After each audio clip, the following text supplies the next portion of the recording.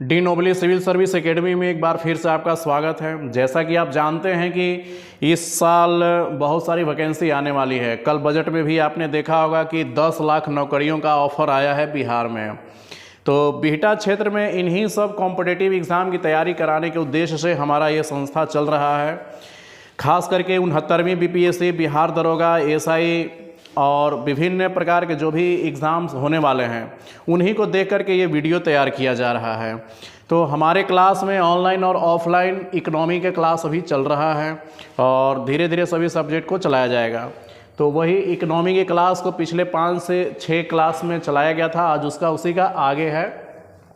तो पिछले 2-3 क्लासों में आपने क्या पढ़ा था कि structure of the Indian economy, यहाँ से हमने इकोनॉमी को शुरू किया था। उसको हमने सेक्टर वाइज में और टाइप्स ऑफ इकोनॉमी में बांट रखा था। अगर आज आप नए स्टूडेंट जुड़े हैं तो पिछले वाले 3-4 वीडियो जो हमने डाले हैं उसको ज़रूर आप देखिएगा, तभी जाकर के इकोनॉमी आपको समझ में आएगा। और ये इकोनॉमी एकदम बहुत आसान भाषा में आपको हम समझाने जा रहे हैं। तो हमने इंडियन स्ट्रक्चर इकोनॉमी को बारे में पढ़ा था कि प्राइमरी सेक्टर होता है, सेकेंडरी और टर्शियरी सेक्टर होता है इकोनॉमी का। इसके बाद फिर हमने पढ़ाया था कि टाइप्स ऑफ इकोनॉमी, पूंजीवादी इकोनॉमी होता है, समाजवादी होता है, मिश्रित अर्थव्यवस्था होता है। 3 प्रकार की ये अर्थव्यवस्था होता है। ये हमने पिछले कुछ क्लास में हमने आपको बताया।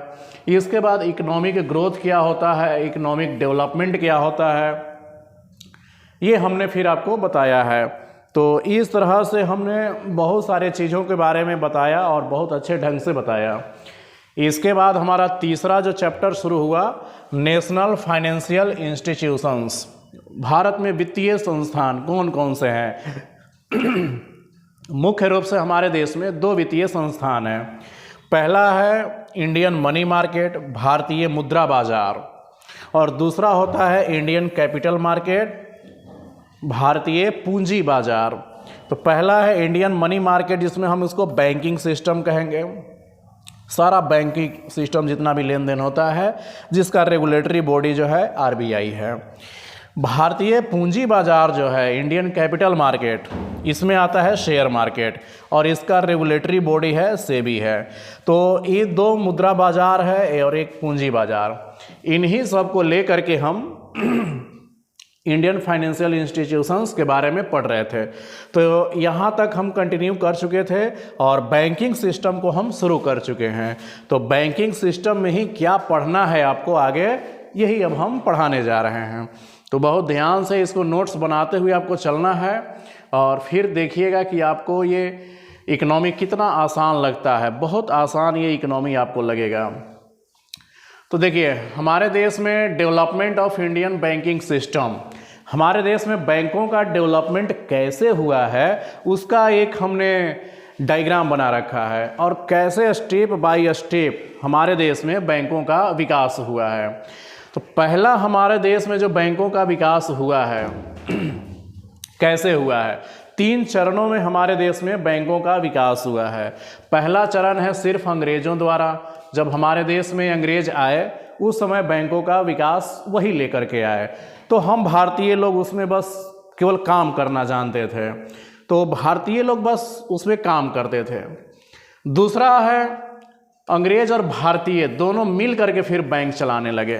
दूसरा स्टेप में आया जब भारतीय लोग चपरासी के काम नौकरी करते करते जब वो सीख गए पैसों का लेन देन करना, हिसाब किताब रखना, तब जाकर के उसने अंग्रेज़ों के साथ पार्टनरी में भारतीय कुछ उद्योगपति और अंग्रेज ये दोनों मिल करके इसमें बैंकिंग सिस्टम में उन्होंने शुरुआत किया।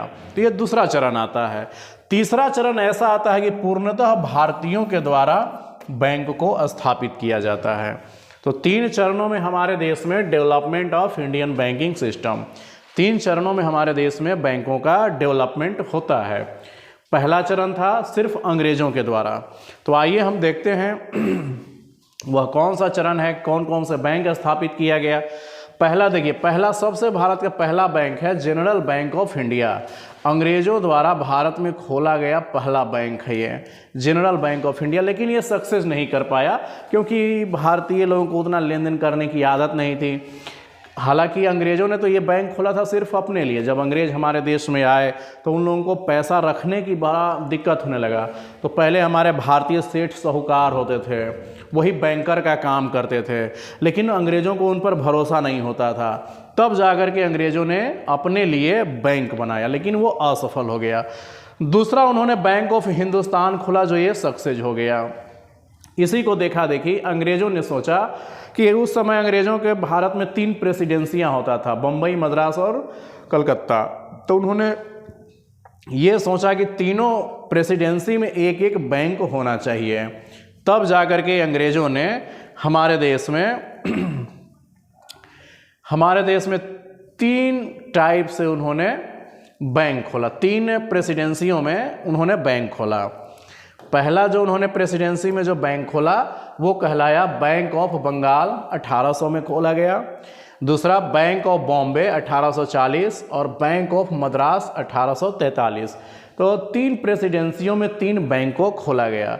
तो उस समय जो हमारे इंडिया में एक कलकत्ता, एक मद्रास और एक बम्बई, 3 जगह पर 3 बैंक खोला गया। आगे चल कर के अंग्रेज़ों को ये महसूस हुआ कि हमने बैंक तो खोला लेकिन उसका रेगुलेटरी कोई बॉडी नहीं है, कोई एक उस पर कंट्रोल करने वाला नहीं है, तीनों अलग स्वतंत्र रूप से कार्य करता था। तब जाकर के 1921 ईस्वी में इन तीनों बैंकों को मर्ज कर दिया गया, 1921 ईस्वी में, और इसका नाम दिया गया इंपीरियल बैंक ऑफ इंडिया नाम दिया गया। इंपीरियल बैंक ऑफ इंडिया 1921 ईस्वी में इसे मर्ज कर दिया गया।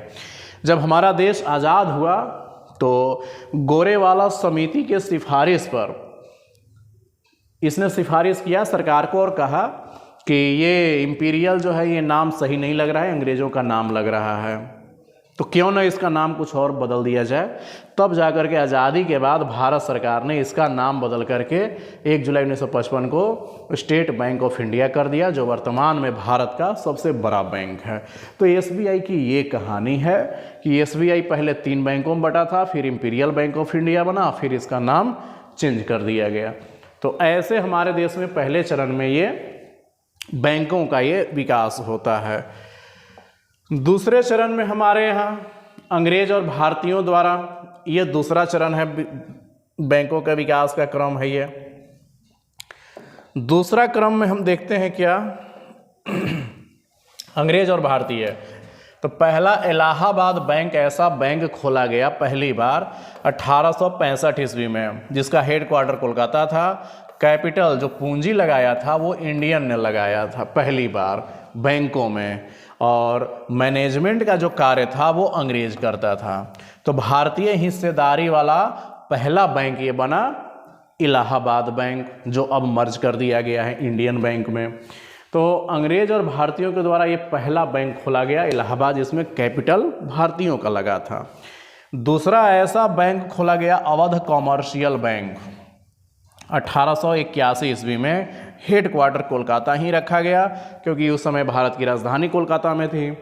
कैपिटल इस बार पूंजी अंग्रेजों ने लगाया और मैनेजमेंट का सारा कार्यभार जो है इंडियन के हाथों में रहा। इस तरह से भारतीयों द्वारा प्रबंधित प्रथम बैंक कहलाया ये, यानी कि भारतीयों के द्वारा ये मैनेजमेंट करने वाला पहला बैंक कहलाया। तो इस तरह से अंग्रेज और भारतीयों ने मिल करके बैंक चलाना सीख लिया। और जब भारतीय लोग एक बार बैंक चलाना सीख लिया, बस फिर क्या था, फिर भारतीयों ने कहा कि अब अंग्रेजों को मारो गोली, अब चलो अब हम अपना बैंक बनाते हैं। तब जाकर के भारतीयों ने पंजाब नेशनल बैंक बनाया। 1896 नहीं है, 1894 है। 1894 ईस्वी में पंजाब नेशनल बैंक पूर्णतः भारतीयों के द्वारा बनाया गया पहला बैंक था, जो आज भी अपने नाम से चल ही रहा है।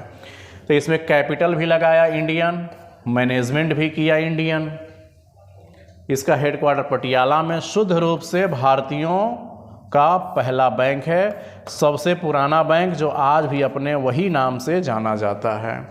तो इस तरह से हमारे देश में बैंकों का जो डेवलपमेंट का कार्य है, कैसे आज तक इतना विकसित रूप से ये बैंक अस्तित्व में आया, इसका ये कहानी है। तो 3 चरणों में जा कर के हमारे देश में बैंकों की ये स्थापना होती है। तो development of Indian banking system 3 चरणों में बैंकों का डेवलपमेंट होता है, अंग्रेज़ों द्वारा, अंग्रेज और भारतीयों द्वारा, पूर्णतः भारतीयों द्वारा। तो इस तरह से ये कार्य किया जाता है। इसके बाद इन सब का रेगुलेटरी बॉडी जो है वो आरबीआई है। तो अगला चैप्टर आपको पढ़ना है आरबीआई के बारे में। तो आरबीआई के बारे में आपको क्या क्या पढ़ना है भाई? आरबीआई के पढ़ना है इसके बारे में स्थापना से संबंधित पहलू, दूसरा है इसके गवर्नर का कार्य, गवर्नर कौन होते हैं, तीसरा है इसका मुख्यालय, मेन ब्रांच इसका कहाँ है, रीजनल ब्रांच कहाँ है, अदर ब्रांच कहाँ है, राष्ट्रीयकरण नेशनलाइजेशन क्यों किया गया आरबीआई का, शुरू में ये प्राइवेट बैंक खुला था ये, इसके बाद इसकी संरचना कैसी है और इसका कार्य क्या है। तो इतने भागों में बांट करके हम आरबीआई के बारे में पढ़ेंगे। तो आरबीआई के बारे में सबसे पहले स्थापना से जुड़ी संबंधित पहलू को हम देखेंगे। तो आरबीआई की स्थापना करने के लिए एक कमेटी का गठन किया गया था। उस कमेटी का नाम था हिल्टन यंग कमेटी। 1925-26 में ही केंद्र सरकार उस समय अंग्रेजों ने गठित किया था और हिल्टन यंग कमेटी ने ही 1925-26 में रिपोर्ट दिया था अपना कि केंद्र में एक ऐसा रेगुलेटरी बॉडी होना चाहिए जो सारे बैंकों पर कंट्रोल कर सके, यानी बैंकों का ये बैंक होना चाहिए, सभी बैंकों का ये बाप होना चाहिए। ऐसा हिल्टन यंग कमेटी ने सिफारिश किया, लेकिन केंद्र सरकार ने उस पर ध्यान नहीं दिया, उसने उस पर ज़्यादा एक्शन नहीं लिया। लेकिन जब आगे चल करके बैंकों में जब धोखाधड़ी होने लगा, बहुत सारे बैंकों ने अपना रिस्पॉन्सिबिलिटी नहीं समझा और ग्राहकों के साथ कोई उसका रिस्पॉन्सिबिलिटी नहीं रहता था, तब जा करके सरकार को लगा कि एक केंद्रीय बैंक ऐसा होना चाहिए जो उन सब पर नियंत्रण रख सके। तब जा करके आरबीआई की स्थापना का प्रयास किया गया और फिर आरबीआई एक्ट 1934 बनाया गया और इसी आरबीआई एक्ट 1934 के तहत केंद्रीय बैंक आरबीआई को खोला गया। तो आरबीआई की स्थापना होता है 1 अप्रैल 1935 को, आरबीआई एक्ट 1934। शुरुआत की जो पूंजी लगी थी इसमें 5 करोड़ से यह आरबीआई की स्थापना किया गया था। तो आज हम आरबीआई के बारे में इतना हमने पढ़ा। अगले क्लास में फिर हम आरबीआई के बारे में और डिटेल से इन सब की पढ़ेंगे। स्थापना से संबंधित पहलू यही था कि हिल्टन यंग कमेटी के आधार पर यह बनाया गया। स्थापना 1 अप्रैल 1935 5 करोड़ की पूंजी से बना हुआ था। अगले क्लास में फिर हम पढ़ेंगे इसके गवर्नर के बारे में, मुख्यालय के बारे में, राष्ट्रीयकरण, संरचना और इसके कार्य के बारे में। तब तक आप ये वीडियो रेगुलर देखते रहिए और ऑफलाइन क्लास भी आप ज्वाइन कर सकते हैं और बाकी इसको शेयर करते रहिए और क्लास आप ज्वाइन करके देख सकते हैं। यहाँ बीपीएससी के लिए 69वीं बीपीएससी के लिए फ्री टेस्ट सीरीज आयोजित किया जा रहा है। कोई भी स्टूडेंट हो, गर्ल्स हो, बॉयज़ हो, आप फ्री टेस्ट प्रत्येक फ्राइडे को यहाँ पीटी का टेस्ट होता है, सैटरडे को मेंस का टेस्ट होता है। जो कोई भी स्टूडेंट अगर 69वीं बीपीएससी का पीटी देने वाले हैं वो फ्री टेस्ट सीरीज आकर के ज्वाइन करके और अपनी क्षमता का आकलन कर सकते हैं। धन्यवाद।